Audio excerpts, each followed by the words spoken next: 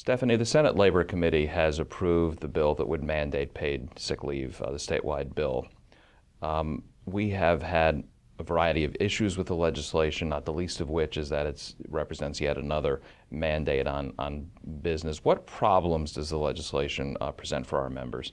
Well, I think one of the largest problems that it presents is that we know that 70% of companies in New Jersey are offering some form of paid time off. Yet these organizations are not exempted from the legislation. So basically, the legislature is legislating for everyone, even those good actors that are providing the paid time off.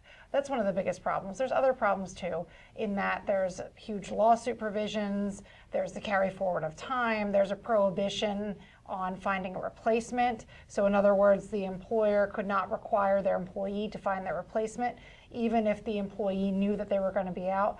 So there are a lot of concerns from the business community on this piece of legislation. And this particular bill threw in a new wrinkle, which is that it grandfathers in the 9 municipalities that already have enacted paid sick leave ordinances. What problems does that grandfather clause present to us? Well, the grandfather clause presents a lot of problems for those companies that have different branches, right? So you may have a company that has branches in Newark and Jersey City and Robbinsville.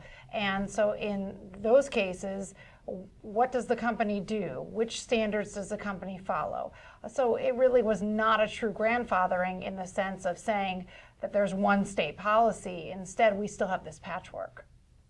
How does the opposition answer us when we talk about the fact that most businesses already have paid sick leave policies, maybe upwards of 70%? Because they also acknowledge, I think the figure they used in the hearing was that 40% of businesses don't have, which is sort of close enough. So how would you legislate to those who don't have paid sick leave policies? We often say provide incentives or encourage them to do so. So how would we do that? What would that look like? Well, exactly. You don't legislate. You provide incentives. You provide best practices. You educate those companies. You research why those companies are not providing the time. For instance, if you had an ice cream shop owner, during the day, the ice cream shop owner could staff the shop. But at night, that might be when they need coverage. So as a result, you may have high school kids that have coverage. I don't think that anyone would say that a high school kid who's working has the same responsibilities as a single mom, but yet this legislation is grouping everyone together and treating them the same. As a result, a lot of companies are going to find that they need to give their seasonal workers, their interns sick time. I mean, clearly, that's not what is the goal of this legislation, but the way it's drafted, that's what's going to end up happening. It's budget season, and as usually happens in budget season, at least for the last few years, is that both the Senate and Assembly move forward with bills that would increase the tax burden on businesses.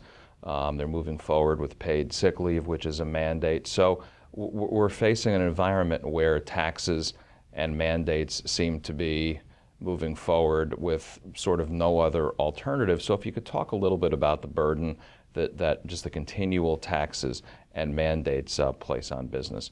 Well, yeah, businesses are now grappling with minimum wage increase, complying with the Affordable Care Act, and a lot of the businesses, the small businesses that are going to be hurt by this are the very businesses that have been hurt in the past couple years. So it does have an impact. We hear that all the time from our members. We hear from our members that it would be easier for them to relocate to another state. And I think we all know of a business in our area that's closed their doors. And we need to do something. We need to incentivize policies and not mandate them like this legislation proposes.